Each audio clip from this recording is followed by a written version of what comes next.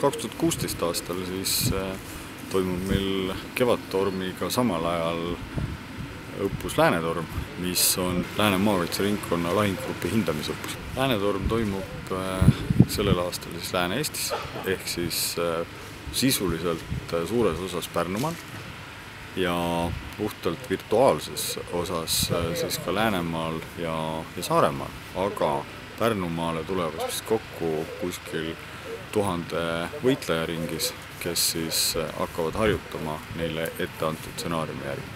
Hõlmab see põhiliselt 3 Kaitseliidu malevat, Pärnumaa malevat ja Lääne malevat ja Saaremaa malevat ja lisaks on siis meiega kaasas koos veel ka Jõgeva malev.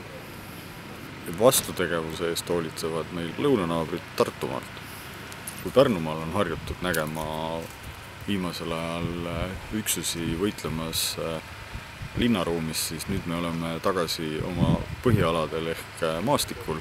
Õppusel harjutatakse 3 lahingelementi: objekti kaitse, maastikuala puhastamine vaenlasest ja dessanditõrjeks. Kohalikele enalikele mingeid piiranguid ei ole, lihtsalt, et kui te näete liikumas suuremaid sõjaväekolonne, et palume nendega arvestada ja kindlasti mitte pahandada nende peale, sest nemad teevad oma tööd ja valmistuvad selleks, et meil kõigil oleks turvaline olla. Ja Läänetorm algab 9. mai hommikul ja lõpeb 14. mai lõunal. Ja 14. mai lõunal on siis Tihemetsas ka lõpurivistus ja ühtlasi me avame ära ka Tihemetsas oleva Pärnumaa maleva Kikevere malevkonna kodu, uue rekonstrueeritud hoone.